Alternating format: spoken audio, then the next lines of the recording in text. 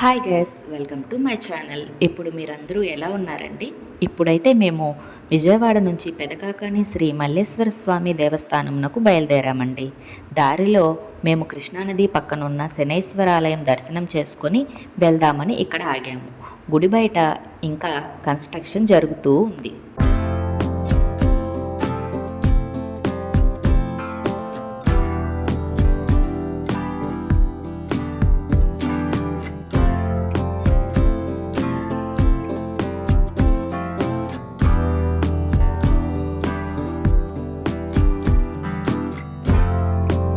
గుడి లోపల ఇలా రాహుకేతు విగ్రహాలు, స్వామివారికి ఎదురుగా నందీశ్వరుడు, మొసలి, కలశం, శనేశ్వరునికి వాహనమైన కాకి ఉన్నాయి.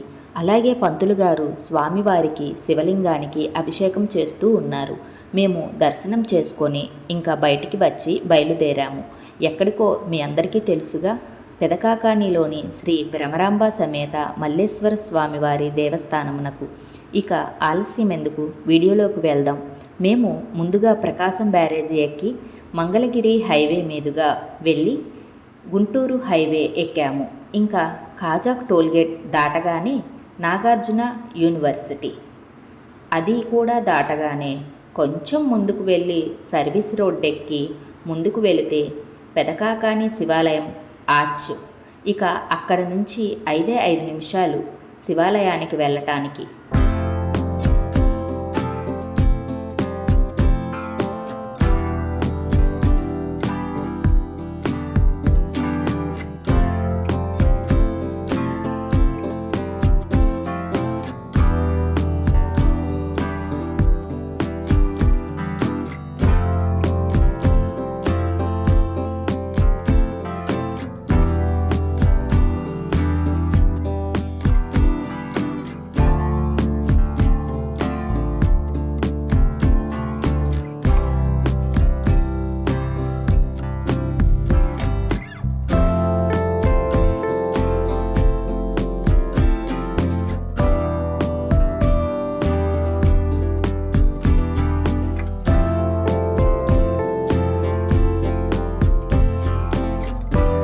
ఇదిగో ఈ ఆలయ ప్రాంగణంలో ఉండే బావి.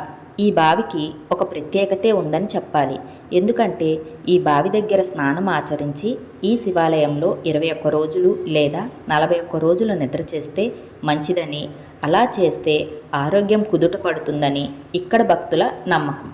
ఇంకా ఇక్కడ స్థల పురాణానికి వస్తే, భరద్వాజ మహాముని కాకాని క్షేత్రమును సందర్శించి ఈశ్వరుని ఆరాధించుచు క్రతువు సంకల్పించిన అక్కడికి ఒక కాకి వచ్చి సంకల్పించిన క్రతువును తినుచుండగా భరద్వాజుడు ఆ కాకిని వారింపబోగా, అప్పుడు ఆ కాకి భరద్వాజ, నేను కాసురుండను, రాక్షసుండను, ఒక మహర్షి శాపం వలన ఇట్లైను, ఈ శాపము అభిషేకోదక ప్రభావముచే తొలగిపోవును అని చెప్పిన వెంటనే ఆ కాకి నల్లని వర్ణము వీడి తెల్లని వర్ణము సంతరించుకున్నది. ప్రతిదినము ఈ పక్షి కాకానీశ్వరుణ్ణి దర్శించుట చేత ఈ క్షేత్రమును కాకాని క్షేత్రము అని పిలువబడుచున్నది. ఇక్కడ నాగరాజుకి భక్తులు పాలు పోసి పసుపు కుంకుమలతో పూజలు చేస్తారు.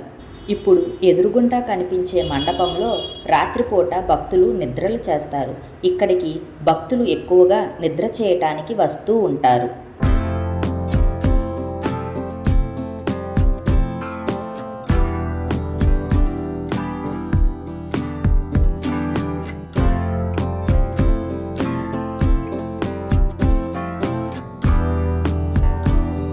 ఇదిగో ఇక్కడ రావి చెట్టుకి వేప చెట్టుకి ప్రదక్షిణలు చేసి దీపాలు పెడతారు, ముడుపులు కూడా కడతారు. ఇదిగోనండి చండీశ్వరుడు. లోపల స్వామివారికి చేసిన అభిషేక ద్రవ్యాలు ఇక్కడి నుంచే వస్తాయి.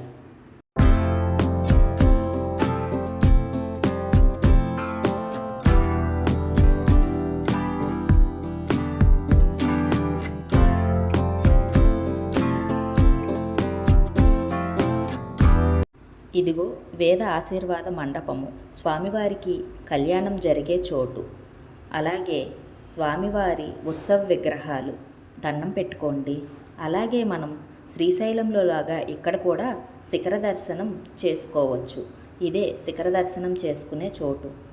అలాగే లోపల స్వామివారిని దర్శనం చేసుకొని బయటికి ఇటువైపు నుంచే వస్తాము. వచ్చిన తర్వాత బయటికి రాగానే మహిషాసుర మర్దని అమ్మవారు, ఆంజనేయ స్వామి, ఇక్కడ అన్నప్రాసనలు, అక్షరాభ్యాసం వంటివి ఎక్కువగా జరుగుతూ ఉంటాయండి. ఇక శివాలయం అనగానే మనకి అందరికీ గుర్తుకు వచ్చేది ఆ నందీశ్వరుడు. నంది చుట్టూ తిరిగి వీడియో తీస్తూ స్వామివారిని కూడా తీశాను. అక్కడ పంతులు గారు వీడియోలు, ఫోటోలు స్వామివారిని తీయకూడదు అని వచ్చి చెప్పారు. కానీ అప్పటికే స్వామివారిని వీడియో తీసి ఒక ఫోటో కూడా తీశాను. అదిగో స్వామివారు, మీరు కూడా దర్శనం చేసుకోండి. ఇక ఇదే స్వామివారి అభిషేక మండపము. బయటికి రాగానే కాలభైరవుడు. ఆ రోజు అమావాస్య కావటం చేత స్వామికి అందరూ గుమ్మడికాయ దీపాలు పెట్టారు.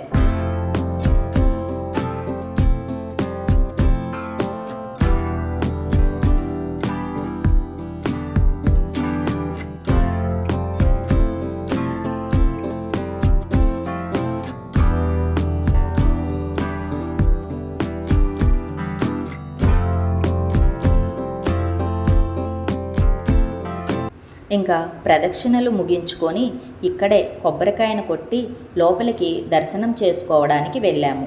ఇంకా లోపల స్వామివారిని, అమ్మవారిని దర్శనం చేసుకున్నాక ఇలా బయటకు వచ్చి తీర్థప్రసాదాలను స్వీకరించి బయటికి వచ్చాం. అలా బయటికి రాగానే ఎడమవైపు ఉంటుంది రాహుకేతు పూజా మండపం. శ్రీకాళహస్తి తరువాత ఎక్కువగా భక్తులు ఈ పెదకాకానిలోనే రాహుకేతు పూజలు చేయించుకుంటూ ఉంటారు. ఇక్కడ ప్రతిరోజు రాహుకాలంలో రాహుకేతు పూజలు చేస్తారు. లోపల పూజ ముగించుకొని ఆశీర్వాదం తీసుకుంటున్న భక్తులు వారు. ఇదిగో రాహుకేతువులు, మీరు కూడా దర్శించుకోండి. ఇక గుడికి కుడివైపు ఇలా ప్రసాదాల కౌంటరు, యాగశాల మండపము, నవగ్రహాల మండపము ఉన్నాయి. ఇక ప్రసాదాలు తీసుకొని అక్కడి నుంచి గుడికి బయట నుంచి ఎడమవైపుగా కొంచెం ముందుకు వెళ్ళగానే శ్రీ వల్లీ దేవసేన సమేత సుబ్రహ్మణ్య స్వామి గుడి. గుడి లోపల ఇలా నాగపడగలు ఉన్నాయి. ఇంకా అక్కడ దర్శనం చేసుకొని అలా పక్కకు వెళ్ళగానే పొంగళ్ళు వండే చోటు, నిత్యాన్నదాన సత్రం. ఇంకా లోపలికి వెళ్ళాము. గుడి లోపల పంతులు గారు ఆఖరి భోజనం టికెట్ మాకే ఇచ్చారండి. ఇంకా లోపలికి వెళ్ళి భోజనం చేశాము. ఇక ఇక్కడ పూజా వివరముల పట్టిక ఇదేనండి. రాహుకేతు పూజా టికెట్ తీసుకొని వారిచ్చిన పూజా ద్రవ్యములు తీసుకొని ఇందాక చూపించిన మండపంలో పూజ చేయించుకోవాలి. ఇంకా అక్కడ నుంచి బయలుదేరాము. రోడ్డు ఎక్కగానే ఇలా గ్రామదేవత. ఇంకా విజయవాడ హైవే ఎక్కి ఉండవల్లి సెంటర్ దాటుకొని ప్రకాశం బ్యారేజీ ఎక్కాము. పైన విపరీతంగా పడుతున్న వర్షాలకి వచ్చిన నీటిని దిగువకు విడుదల చేయటానికి బ్యారేజీ గేట్లు ఎత్తారు. అక్కడ కృష్ణమ్మ పరవళ్ళు తొక్కుతుంది. ఇక మీకోసం ఆగి చిన్న వీడియో తీశాను. ఈ వీడియో కనుక మీకు నచ్చినట్టయితే please like, share and subscribe to our channel. ఉంటా, బాయ్.